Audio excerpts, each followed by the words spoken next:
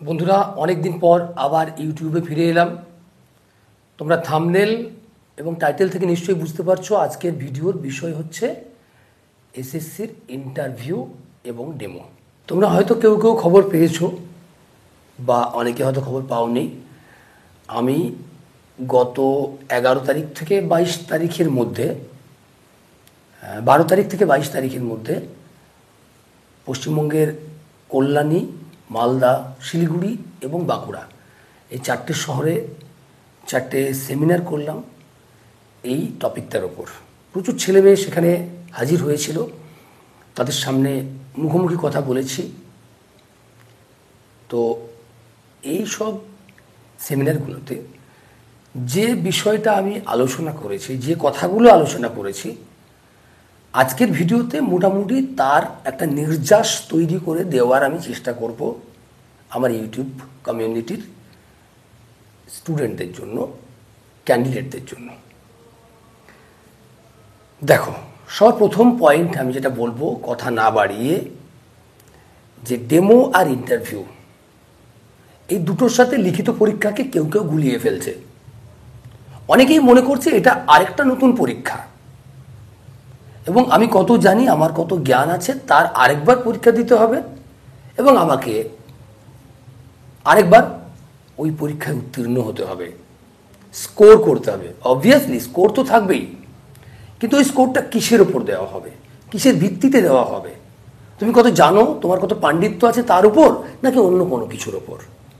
দেখো, এখানে স্পষ্ট দুটো ভাগ আছে, একটা ইন্টারভিউ, একটা ডেমো। দুটোর যাচাই করার বিষয়ও কিন্তু ভিন্ন ভিন্ন।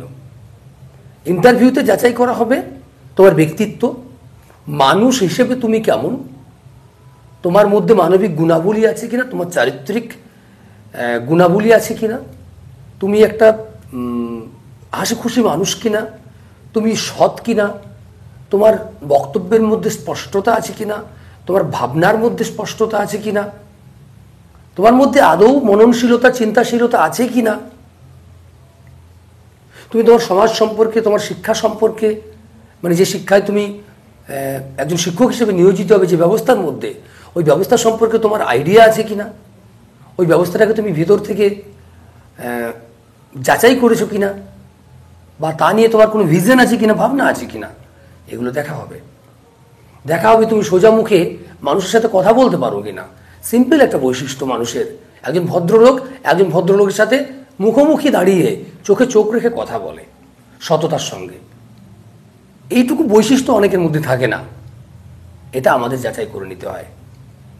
এটা না থাকলে সে একজন ভালো শিক্ষক হতে পারবে না, কারণ বাচ্চার সাথে তাকে আই কন্ট্যাক্ট করতে হবে, বাচ্চার সাথে কমিউনিকেট করতে হবে, বাচ্চার সাথে একটা মনের যোগ গড়ে তুলতে হবে। ওই যোগটা গড়ে তোলার জন্য তুমি উপযুক্ত কিনা এটা দেখা হবে তোমার ইন্টারভিউতে। বাচ্চা তোমার উপর ট্রাস্ট করবে কিনা। একটা শিশু বা একজন শিক্ষার্থী শিক্ষককে নিজের বাবার থেকেও বড় আসনে বসায়, নিজের মায়ের থেকেও বড় আসনে বসায়। বাবা মাকে শিশু বাড়ি গিয়ে কি বলে, তুমি কিছু জানো না, এটা আমার স্যার বলেছেন, এটা আমার ম্যাম বলেছেন। তাহলে এই যে ট্রাস্ট তৈরি করা, এই ট্রাস্ট তৈরি করার যোগ্য কিনা তুমি, উপযুক্ত কিনা তুমি, এটা কিন্তু তোমাকে বাজিয়ে দেখে নেওয়া হবে ইন্টারভিউতে। ব্যক্তি হিসেবে তোমার মধ্যে যা যা গুণাবলী রয়েছে তার প্রকাশ যেন ওই 3-4 মিনিটের ইন্টারভিউর মধ্যে দেখা যায়। তোমাকে যেন আত্মবিশ্বাসী লাগে, তোমাকে যেন সৎ মনে হয়, তোমাকে যেন হাসি খুশি একটা মানুষ মনে হয়, তোমার উপস্থিতিটা যেন একটা ইন্টারভিউ বোর্ডের পরিবেশকে ইতিবাচক করে তোলে। তোমাকে দেখে যেন মানুষের মনটা কেমন কেমন না লাগে, তোমাকে দেখে যেন মনে না হয় এই লোকটা ভালো না, এ মানুষ হিসেবে সোজা না, সরল না, এই মানুষ হিসেবে ভালো না, এটা যেন মনে না হয়। তোমাকে যেন অহংকারী মনে না হয়, তোমাকে যেন বোকাও না মনে হয়, তোমাকে যেন অতি চালাকও না মনে হয়। একটা নর্মাল, সিরিয়াস, অথচ হাসি খুশি একটা মানুষ, প্রাণবন্ত একটা মানুষ যেন তোমাকে মনে হয়। ভয় পা কাঁপলে কিন্তু তোমার ইন্টারভিউ ভালো হবে না। চেষ্টা করবে যেন অতিরিক্ত ভয় না লাগে, ভয় একটু থাকা ভালো। একেবারে ভয় না থাকলে আবার নিজেকে বিরাট কিছু একটা মনে হতে পারে। একটা অহংকারের প্রকাশ হয়ে যেতে পারে, সেটাও কিন্তু খুবই খারাপ, এটা মাথায় রেখো। নেক্সট আমি যাব ডেমোর জায়গাতে। তার আগে একটা কথা বলে দিই, ইন্টারভিউতে অনেক কোশ্চেন করা হবে। সেই কোশ্চেনগুলো মূলত করা হয় তুমি তোমার যা ধারণা আছে সেই ধারণাটা স্বচ্ছ কিনা এটা জানার জন্য। আর দ্বিতীয়ত তুমি উচ্চারণ ঠিকমতো করছো কিনা, কথা ঠিকমতো বলছো কিনা, তোমার কথাটা তুমি যেটা জানো সেটা বোঝাতে পারছো কিনা, এর বেশি অন্য কিছু দেখা হয় না ইন্টারভিউতে। 2-5টা প্রশ্ন করবে, যদি তুমি 2-1টা না পারো অসুবিধা কিছু নেই, বলবে আমি জানি না স্যার, এটা আমার জানা নেই, ঠিক আছে। বিনয় প্রকাশ করবে, সাধারণ ভদ্রতাটুকু রক্ষা করবে, বসার সময় একটা ধন্যবাদ দেবে, রুমে ঢোকার সময় একটু অনুমতি নেবে, যখন বেরোচ্ছ তখন একটু বলবে আসছি, তাহলে ঠিক আছে আমি আসছি। এই যে এইটুকু ভদ্রতা, এটুকু কে না পারে, একটু হাসি মুখে কথা বলবে, চোখে চোখ রেখে কথা বলবে, তাহলেই ইন্টারভিউ ভালো হবে। নেক্সট আমি ডেমোর পর্যায়ে যাব। ডেমোতে কী করতে হবে? ডেমোতে একটা চাইল্ড সেন্ট্রিক যে এডুকেশনের কথা তোমরা বিএডে পড়েছো, ওই পদ্ধতিতে তোমাকে পড়াতে হবে। বাচ্চা যেন তোমার পড়ানোতে আগ্রহ খুঁজে পায়, যেন ইন্টারেস্ট খুঁজে পায়, যেন তোমার পড়ানোটা বোরিং না মনে হয়, যেন জ্ঞান ঢেলে দিচ্ছ মনে না হয়। তোমাকে তার পার্টিসিপেশন নিয়ে আসতে হবে। বাচ্চা যেন ইনপুট দেয়, তুমি যে পড়াচ্ছ বাচ্চা ইনপুট দেবে। তোমার প্রথম যে আয়োজন স্তরটা, ওটা খুব গুরুত্বপূর্ণ, কারণ খুব বেশি সময় তো দেবে না, মূলত ওই আয়োজন স্তরটুকুর মধ্যে তোমাকে ডেমনস্ট্রেশন শেষ করে দিতে হবে। তার আয়োজন স্তরটা বেশি গুরুত্ব দাও, যাতে ইন্টারেস্টিং এবং ক্রিয়েটিভ ওয়েতে তোমার টপিকটা তুমি বাচ্চার কাছে উপস্থাপন করতে পারো, যেন সে পড়াটার মধ্যে প্রথমে ইনভলভ হয়ে যায়, সে যেন এখান থেকে বেরোতে না পারে, তার মনে যেন কৌতূহল তৈরি হয়। এই কথাগুলো মাথায় রেখে ডেমোটা দেবে। ডেমোর প্র্যাকটিসটা বাড়িতে করবে, হোয়াইট বোর্ডে একটু লেখালেখি করবে। বোর্ড ওয়ার্ক ছাড়া যেন ডেমো না হয়। বোর্ড ওয়ার্ক কিন্তু ডেমোতে মাস্ট, যদি বোর্ড না দেয় তো তোমার কিছু করার নেই, কিন্তু বোর্ড দিলে তোমাকে প্রপার ওয়েতে বোর্ড ওয়ার্ক করতে হবে। আবার বোর্ড ওয়ার্ক করতে গিয়ে খেয়াল রাখবে, যেটা আমি দেখলাম অনেক স্টুডেন্ট কি করছে, বোর্ডটায় অতিরিক্ত বেশি ফোকাস করে ফেলছে, ক্লাসরুমটা ফোকাসটা কমে যাচ্ছে, এটা যেন না হয়। বোর্ডটায় ফোকাস করবে, কিন্তু তোমার মেইন ফোকাসটা থাকবে স্টুডেন্টদের দিকে, তাদের সাথে আই কন্ট্যাক্টে যেন বারবার বিচ্ছিন্ন না হয়, বেশি অতিরিক্ত বিচ্ছিন্ন না হয়। লেখার সময় তো একটু বিচ্ছিন্ন হবেই, কিন্তু যেন সেটা দীর্ঘস্থায়ী না হয়ে যায়, এটা মাথায় রাখবে।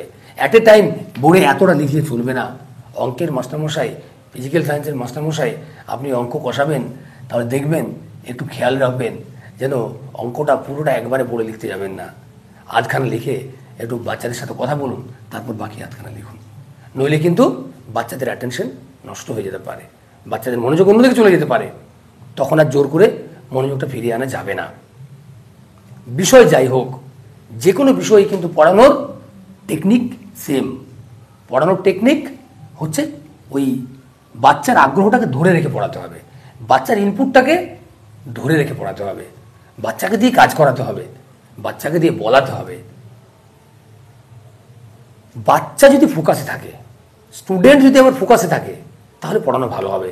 কখনোই নিজেকে বিরাট বড় একটা পণ্ডিত মনে করলে চলবে না, আমি প্রচুর কিছু শেখাতে পারবো, আমি প্রচুর কিছু শিখিয়ে দেবো, আমি বিরাট জানি, এই ভাবনাটাই মাথা থেকে বের করে দিতে হবে। সবসময় মাথায় রাখতে হবে বাচ্চাকে কী করে স্টাডির যে প্রসেসটা, আমার ক্লাসরুমের যে প্রসেসটা, শিক্ষাদানের পদ্ধতিটা, প্রক্রিয়াটা, তার মধ্যে তাকে কীভাবে ইনভলভ করা যায়, এইটা হচ্ছে ক্রিয়েটিভ চিন্তা। প্রত্যেককে নিজের পছন্দের টপিকটা পড়াতে হবে, পছন্দের টপিকটা উপর প্ল্যান রেডি রাখতে হবে, এবং সেই প্ল্যানটাকে ভালোভাবে গিয়ে এক্সিকিউট করে আসতে হবে, ভয় ডর বাদ দিয়ে, ঠিক আছে। তো ইন্টারভিউতে তোমাদের যে ধরনের প্রশ্নগুলো করতে পারে, সেরকম কিছু কমন কোশ্চেন যেগুলো ইন্টারভিউতে বারবারই করা হয়, বিশেষ করে শিক্ষকতার ইন্টারভিউতে, সেই ধরনের কিছু প্রশ্নের সংকলন আমি তৈরি করেছি, যেটা আমি পিডিএফ আকারে টেলিগ্রাম চ্যানেলটায় দেবো। আমাদের টেলিগ্রাম চ্যানেলটা রয়েছে, চ্যানেলটার লিঙ্ক ডেসক্রিপশনে আছে এবং কোথায় আছে, পিন কমেন্টে আছে। এই দুটো জায়গা থেকে ওই লিঙ্ক নিয়ে, অথবা আমাদের চ্যানেলটার যে নাম রয়েছে সেটাও আমি ওই পিন কমেন্টের সাথে দিয়ে দেবো, ওটা সার্চ করে তোমরা চ্যানেলটা পেয়ে যাবে টেলিগ্রামে, ওখানে জয়েন করবে, ওখানে পিডিএফটা আমি আপলোড করে দেবো। সেখানে কিছু কোশ্চেন এবং তার কীভাবে উত্তর দেওয়া উচিত, কী ধরনের উত্তর দেওয়া উচিত, আমি তোমাদের নমুনা হিসেবে দেখে যেতে বলবো, আশা করি কাজে লাগবে। তো আজকে ভিডিও আর দীর্ঘায়িত করছি না, মাইক টাইক বাইরে বাজছে, খুব একটা হয়তো আওয়াজ আজকে পরিষ্কার আসবে না।